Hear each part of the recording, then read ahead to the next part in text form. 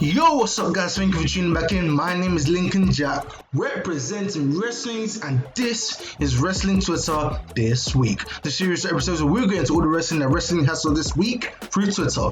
Twitter, best place to get your opinions and the most untoxic environment in the world. So if you like what you're hearing, why don't you punch that like button, call all the balls in the comments, and make sure you pedigree the hell out of that share button like your name is the Hunter Hearst Helmsley. Let's go! Woo! First of all, I am so glad that I decided to leave Wrestling Twitter This Week. Was recording a day later, about 2 days later. I was burnt out. Uni is a stress right now because we have Andrade El Idolo in AEW. Yes, last night on AEW Dynamite, I stayed up to 5 a.m. to watch that commitment.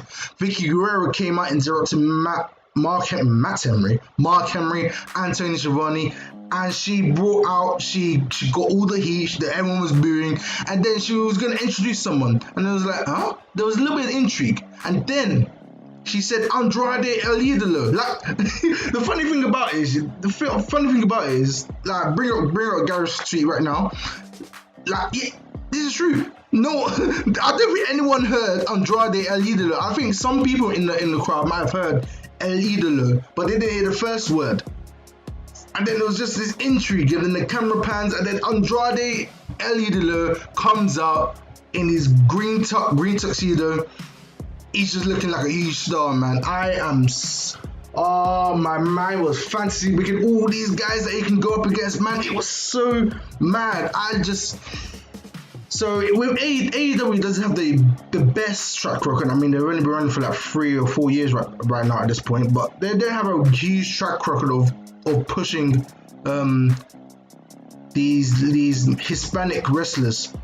Like what you have Ivelisse and Diamante. They won that tag team thing. Got Tay Conti. They got the Lucha Bros. Penta should be in the world title picture, but he's not. Rey Fenix should be in there, but they should both be in the title picture, but they're not. But this signing, it's been signed. It's been signed. He's signed to AEW. This could be the moment where they stop that trend. This could be the moment that AEW starts to push talent that are worthy of being pushed, no matter the race, no matter their religion or gender or whatever. If you have the star power, you can be pushed, and you'll be worthy of that. And Andrade, no matter his race, no matter his religion, no matter his gender, is worthy of being pushed in AEW. Call your audibles in the comments below. Who would you like Andrade to face, and when do you think is going to be the AEW World Champion? Now, speaking of wrestlers making appearances in other promotions after being released by the E, we sadly have a bunch of releases for this week, and it's mad. It's actually mad. Aleister Black is gone after being involved in a sort of feud. Think about this. Aleister Black interfered in a Fatal 4-Way Intercontinental title match, cost Big E the title, showed up. There was a little bit of continuity with his eye. He had like a contact lens showing that his eye is scarred after that feud with Seth Rollins. But now he's gone, and Big E's nowhere to be seen. Now, I feel sorry for Big E in this instance, because Big E was supposed to be involved in this feud, Aleister Black, but now Aleister Black is gone. Where does Big E go from here? Now it's just reunite the New Day at this point. But anyways, let's go on to the other releases. We've got Braun Strowman. So at the time that Strowman released the tweet showing all the people that have been released, it was like, what the hell? How can you fumble a bag? How can you fumble Braun freaking Strowman? I mean, I know it's not the Braun Strowman or the Roman Reigns feud time, but it's still Braun Strowman. It's one of the best big men in the world, and I might be being a little bit generous, but I might actually be right. Braun Strowman's one. That match at WrestleMania Backlash, End of the Line at Hell in a Cell, or whatever name they gave it. He was mad. He was on a roll. Like, that's one of the best bro matches I've ever seen in a while. And I was gone. At the time, you were thinking, what's happening? How can you fumble Braun Strowman? But now it's come out that apparently he's had this huge contract, this 1.2 million salary contract. That's not including the money that he gets from his video game performances and merchandise, etc. It's kind of understandable, but still, Braun Strowman is, oh my goodness, Braun Strowman. I think this kind of brings into like the criticism that was given Evil Luna for complaining about, I'm not getting any money in the pandemic, and then Braun Strowman just coming and saying, you bitch boy, you better get your money. He's basically pissing off the hard-working independent circuit wrestlers. And now he's basically part of that. I don't know where his next appearance is going to be. I don't even know where he's going to be in wrestling anymore, because apparently he wants to go into this bodybuilding career. I think Braun Strowman should go to AEW. It's either AEW or Impact for me. But call your audibles in the comments. Where should Braun Strowman go? And this kind of took me by surprise, but Ruby Riott was probably the release that was felt the hardest by fans. Like, even in Ruby Riott's Instagram post release, the Rock, the Dwayne Johnson of all people, came out and reached out to Ruby Riott, not personally, not privately, but in the comments on the post. It's just, I honestly didn't know that she touched so many people.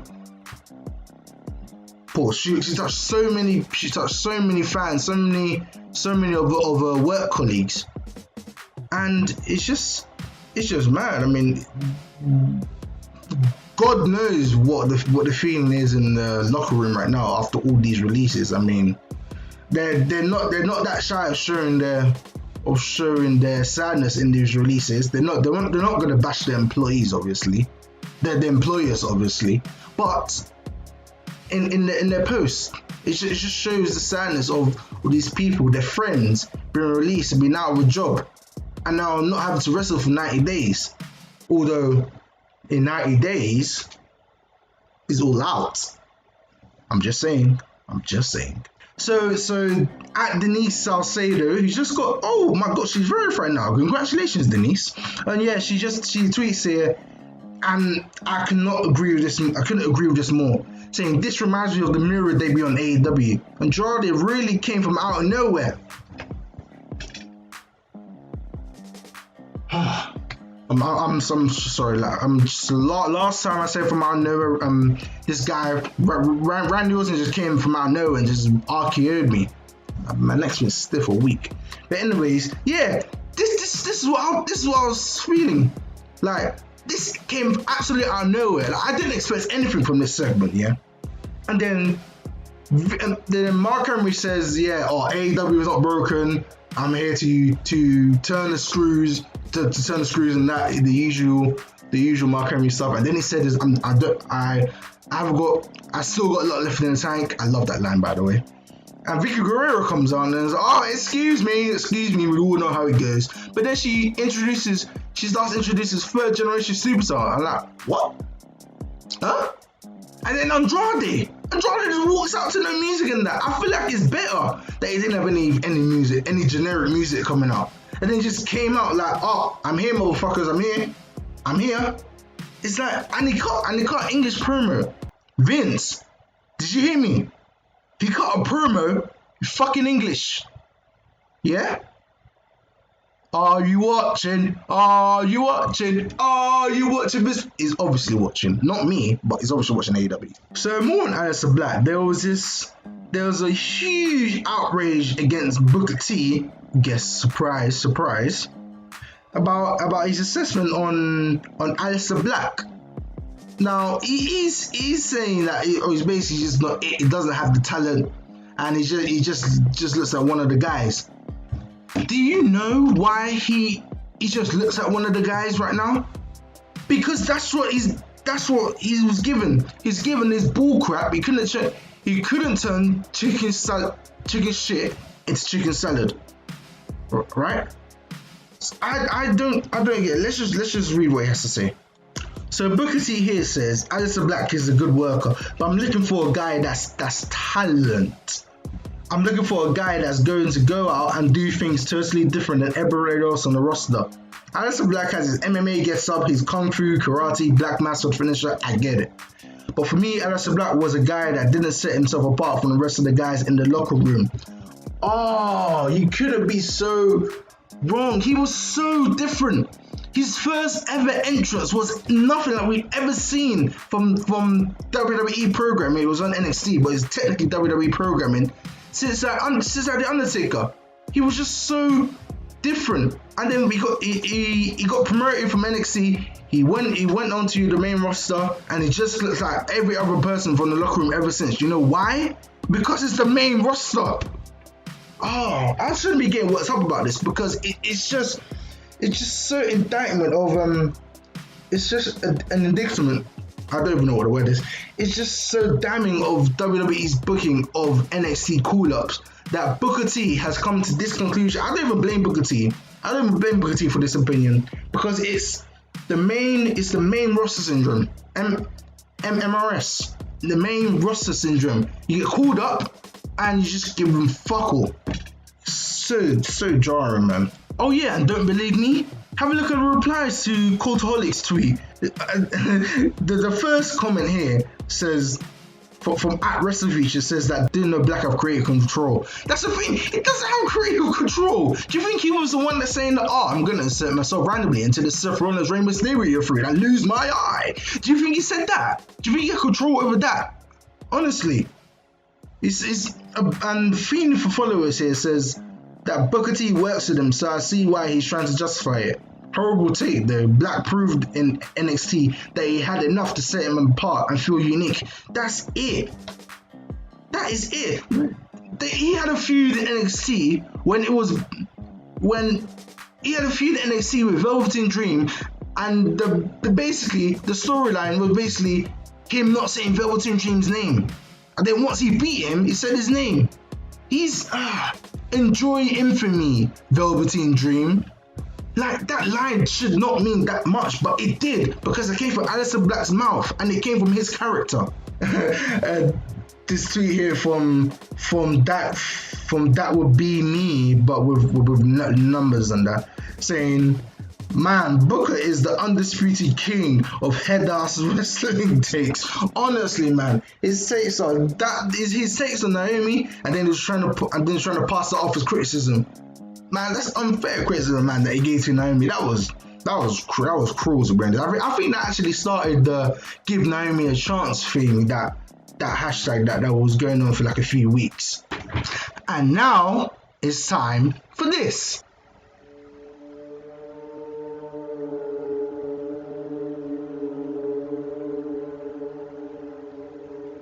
Acknowledge me.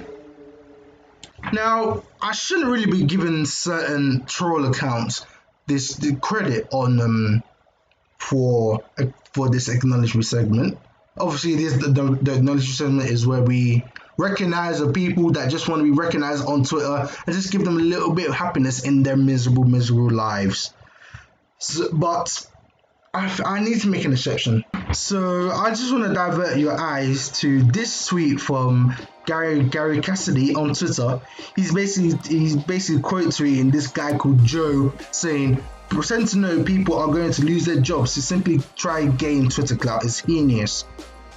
Disgusting tweet. It is a disgusting tweet, to be honest. I mean, it's just how evil do you have to be to pretend that people have lost their jobs and then so basically what happened is that Sean Ross Sapp of Fightful Select, he basically put out the first tweet of the people that were released, And then WWE followed up on that. And then now this guy's saying that more releases to come. They put Liv Morgan, Keith Lee, Angel Garza, and Humberto Carrillo. These are the names currently on the list to be released. And then Sean Rossap's comment is said, not something I've heard whatsoever.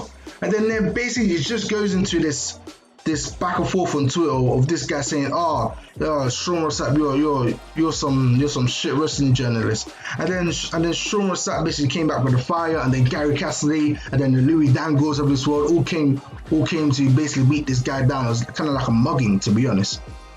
Like, it's just so confusing. I mean, like, you're aspiring. Let me check his bio. From looks of it, he's an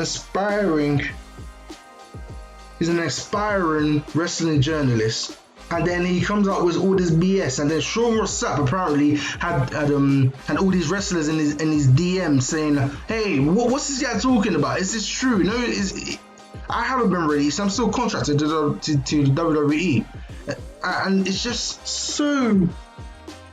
There are better ways to get clout, innit? Like, there are better ways to get acknowledged. Not like this. Okay, yeah, here's the tweet from Sean Rossap. He's basically here saying, UK favoring all the women's wrestlers that messaged me about you spamming their inboxes for interviews repeatedly without response on that. That's a guy gimmick? Are they the mark you keep talking about? And then he says, and I'm not talking about follow, I'm talking 10 to 50 emails. God damn, pal, 2 more just reached out. Like, all you had to do was not have people come for you, is not make shit up. You're fucking with people's livelihoods with your fake news horse shit. That is coming from an established wrestling journalist, ladies and gentlemen. Don't fuck with them, honestly. Because the work that they put in is mad. It is astronomical. And the integrity. This is the integrity that they're talking about. They have to keep that integrity to be that established wrestling journalist. And Sean Rossap is the cream of the crop. And yeah, it's mad. Like, don't diss with these wrestling journalists, man. They'll come for you like a pack of wolves. So I have to hold on. Give me a minute. Wait. What? Oh my god. Cody Rhodes wrestled this week and he lost. But no one's complaining. No one's complaining about Cody Rhodes losing. But then when he wins, that's when people complain. That is an absolutely unbelievable thought that I never thought would happen before. I mean, obviously it's never happened before, so I didn't think it would happen. Like, that's absolutely unbelievable. I am absolutely astonished. Cody Rhodes losing a match, and there's nothing. I see nothing. Look, nothing. Nothing's happening. What's going on? What? Anywho, yeah, that kind of took me by surprise. But anyways, it's now the end of another wrestling sorted this week. I hope you guys really enjoyed the episode. Make sure you push the like button, audibles in the comments where you liked about the episode. Make sure you pedigree the hell out of that share button like your name is Hunter Hers Helmsley. My name has been Lincoln Jack, representing WRESTHINGS, and I'll see you next time.